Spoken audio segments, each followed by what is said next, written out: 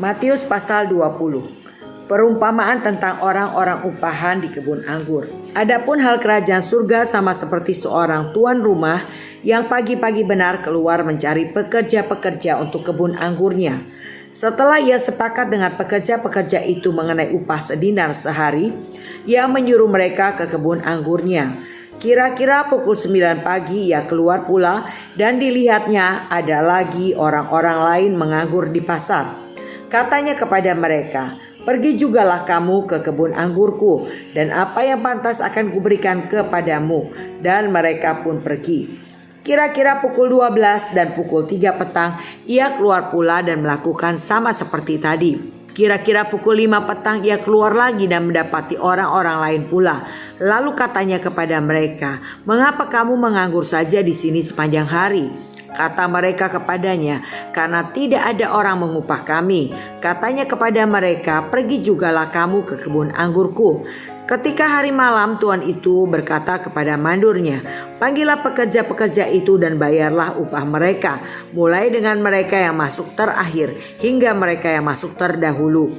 Maka datanglah mereka yang mulai bekerja kira-kira pukul 5 dan mereka menerima masing-masing 1 dinar. Kemudian datanglah mereka yang masuk terdahulu, sangkanya akan mendapat lebih banyak, tapi mereka pun menerima masing-masing 1 dinar juga. Ketika mereka menerimanya, mereka bersungut-sungut kepada tuan itu. Katanya, "Mereka yang masuk terakhir ini hanya bekerja 1 jam dan kau menyamakan mereka dengan kami yang sehari suntuk bekerja berat dan menanggung panas terik matahari."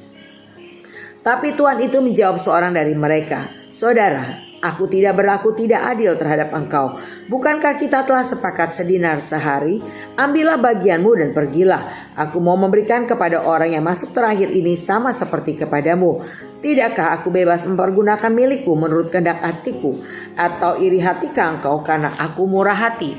Demikianlah orang yang terakhir akan menjadi yang terdahulu, dan yang terdahulu akan menjadi yang terakhir. Pemberitahuan ketiga tentang penderitaan Yesus. Ketika Yesus akan pergi ke Yerusalem, ia memanggil ke-12 muridnya tersendiri dan berkata kepada mereka di tengah jalan, "Sekarang kita pergi ke Yerusalem, dan Anak Manusia akan diserahkan kepada imam-imam kepala dan ahli-ahli Taurat, dan mereka akan menjatuhi dia hukuman mati. Dan mereka akan menyerahkan dia kepada bangsa-bangsa yang tidak mengenal Allah, supaya ia diolok-olokkan, disesah dan disalibkan. Dan pada hari ketiga ia akan dibangkitkan." Permintaan ibu Yakobus dan Yohanes bukan memerintah melainkan melayani. Maka datanglah ibu anak-anak Zebedius serta anak-anaknya itu kepada Yesus, lalu sujud di hadapannya untuk meminta sesuatu kepadanya. Kata Yesus, "Apa yang kau kehendaki?" Jawabnya, "Berilah perintah supaya kedua anakku ini boleh duduk kelak di dalam kerajaanmu, yang seorang di sebelah kanannya dan yang seorang lagi di sebelah kirinya." Tetapi Yesus menjawab katanya, "Kamu tidak tahu apa yang kamu minta. Dapatkah kamu meminum cawan yang harus kuminum?" Kata mereka kepadanya, "Kami dapat." Yesus berkata kepada mereka, "Cawanku memang akan kamu minum, tetapi hal duduk di sebelah kananku atau di sebelah kiriku, aku tidak berhak memberikannya. Itu akan diberikan kepada orang-orang bagi siapa Bapakku telah menyediakannya." Mendengar itu marahlah ke-10 murid yang lain kepada kedua saudara itu. Tapi Yesus memanggil mereka lalu berkata, "Kamu tahu bahwa pemerintah bangsa-bangsa memerintah rakyatnya dengan tangan besi, dan pembesar-pembesar menjalankan kuasanya dengan keras atas mereka. Tidakkah demikian di antara kamu? Barang siapa ingin menjadi besar di antara kamu, hendaklah ia menjadi pelayanmu. Dan barang siapa ingin menjadi terkemuka di antara kamu, hendaklah ia menjadi hambamu. Sama seperti Anak Manusia datang, bukan untuk dilayani, melainkan untuk melayani, dan untuk memberikan nyawanya menjadi tebusan bagi banyak orang." Yesus menyembuhkan 2 orang buta. Dan ketika Yesus dan murid-muridnya keluar dari Yeriko, orang banyak berbondong-bondong mengikuti dia. Ada 2 orang buta yang duduk di pinggir jalan mendengar bahwa Yesus lewat. Lalu mereka berseru, "Tuhan, Anak Daud, kasihanilah kami." Tapi orang banyak itu menegur mereka supaya mereka diam. Namun mereka makin keras berseru, katanya, "Tuhan, Anak Daud, kasihanilah kami." Lalu Yesus berhenti dan memanggil mereka. Ia berkata, "Apa yang kamu kehendaki supaya aku perbuat bagimu?" Jawab mereka, "Tuhan, supaya mata kami dapat melihat." Maka tergeraklah hati Yesus oleh belas kasihan. Lalu ia menjamah mata mereka, dan seketika itu juga mereka melihat lalu mengikuti dia.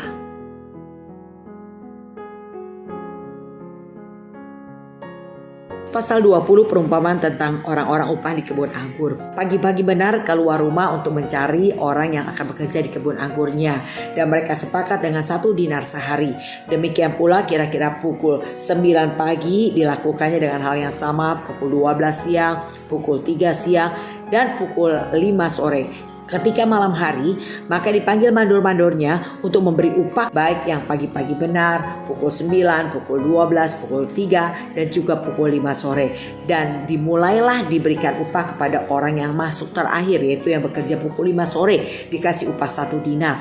Lalu berikutnya diberikan upah kepada orang yang terdahulu sampai yang pagi-pagi benar mendapatkan upah sesuai dengan kesepakatan 1 dinar sehari. Tetapi yang masuk pertama kali, mereka protes karena mereka bekerja lebih lama daripada mereka yang masuk terakhir pukul 5 sore.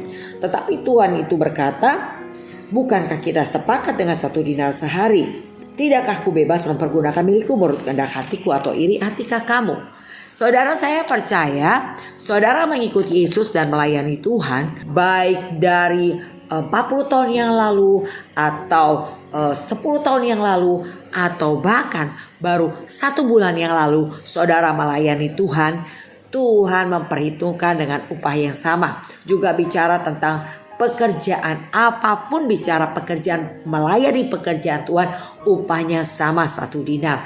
Dan kita percaya upah ini maksud 1 dinar bicara tentang kerajaan surga, bicara tentang kemuliaan yang dijanjikan Tuhan buat kita. Kita mendapat hak yang sama. Tapi sayangnya ada orang yang sudah sekian lama ikut Tuhan, mereka mulai pudar kasihnya, mereka mulai pudar cintanya, mereka mulai kehilangan ketulusan dan kemurnian, dan mereka melakukan yang sekedar rutinitas tanpa cinta. Mereka lakukan seperti yang Tuhan katakan, betapa dalamnya engkau telah jatuh ketika kita kehilangan kasih yang mula-mula. Demikianlah yang terjadi, yang terakhir akan menjadi yang terdahulu, dan yang terdahulu akan menjadi yang terakhir. Jadi oleh karena itu, pertahankan baik yang sudah sekian puluh tahun ikut Yesus maupun yang baru pertama kali hari ini ikut Yesus. Mari semua kita bekerja di ladangnya, bekerja dengan sungguh-sungguh, dengan antusias, semangat, dan tidak berhitung-hitung. Saya percaya janjinya adalah pasti kemuliaan kerajaan surga.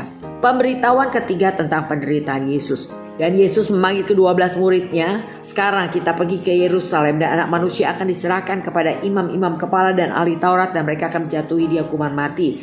Mereka akan menyerahkan dia kepada bangsa yang tidak mengenal Allah supaya diolok-olok, disesat, disalibkan. Pada hari ketiga ia akan dibangkitkan." Sesungguhnya Yesus sudah mengatakan ini untuk kedua kalinya, tapi murid-murid masih belum sadari bahwa itu yang akan dialami oleh Yesus. Permintaan ibu Yakobus dan Yohanes bukan memerintah melainkan melayani. Pada saat itu datanglah ibu anak-anak Zebedius serta anak-anak itu kepada Yesus, lalu sujud di hadapannya untuk meminta, "Apa yang kau kehendaki?" kata Yesus. "Berilah perintah supaya kedua anakku ini boleh duduk kelak dalam kerajaanmu, yang seorang sebelah kananmu, seorang lagi di sebelah kirimu." Dan Yesus berkata, "Dapatkah kamu meminum cawan yang harus kuminum?"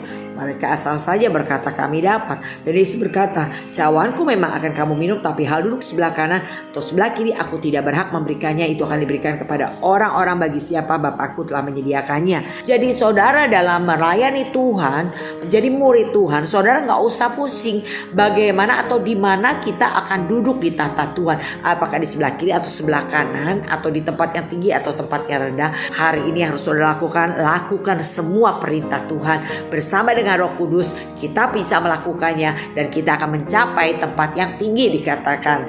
Jadi kembali, tinggi atau rendah tempat kita di kerajaan surga atau posisi kedudukan kita dalam kerajaan surga tidak ditentukan keputusan Tuhan, tapi ditentukan oleh keputusan saudara dengan bertindak, yaitu melakukan perintah dan ketetapannya. Dan Yesus berkata, barang siapa ingin menjadi besar di antara kamu, hendaklah ia menjadi pelayan.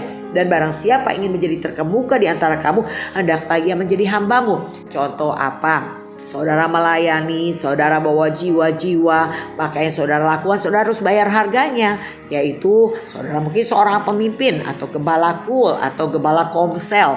Nah pada saat itu yang saudara harus lakukan, saudara pagi-pagi mungkin sudah belanja ke pasar, masak-masakin makanan buat tamu-tamu, para undangan di dalam komsel saudara.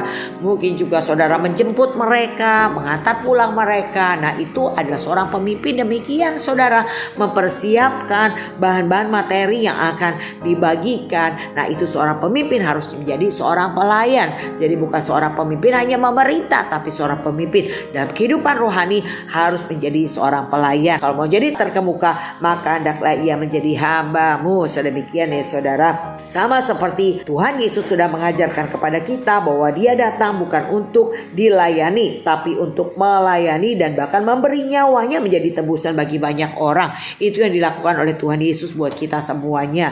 Ia melayani para murid, ia pergi berjalan dari desa dan ke kota, dari kota ke desa, tujuannya untuk menyembuhkan orang sakit, memberitakan kerajaan surga, menolong orang yang susah, membebaskan belenggu, mengusir setan-setan. Dan itu dilakukan oleh Tuhan Yesus. Dan itulah pelajarannya buat kita, bahwa dia Yesus datang bukan untuk dilayani tapi untuk melayani. Demikianlah kita seharusnya. Yesus menyembuhkan 2 orang buta. Ketika Yesus dan murid-muridnya keluar dari Yeriko, dikatakan banyak orang berbondong-bondong mengikuti dia.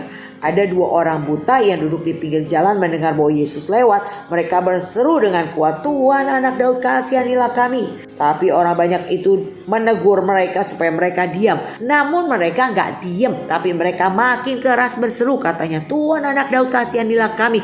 Inilah yang menghentikan langkah Yesus menaruh belas kasihan kepada orang itu, yaitu seruannya mereka. Mereka walaupun sudah dibilang diam, mereka tidak diam, mereka tetap berseru. Itulah yang Tuhan mau kita lakukan. Berdoa, berseru kepada Tuhan, dan teruslah berseru. Walaupun kau tidak mendapat apa yang kau harapkan, jangan pernah berhenti berseru kepada Tuhan sampai hati Tuhan tergerak oleh belas kasihan, sehingga dikatakan ia menjamah mata mereka. Seketika itu juga mereka melihat lalu mengikuti dia. Nah itulah yang saudara dan saya harus lakukan, berseru kepada Tuhan. Tuhan Yesus memberkati.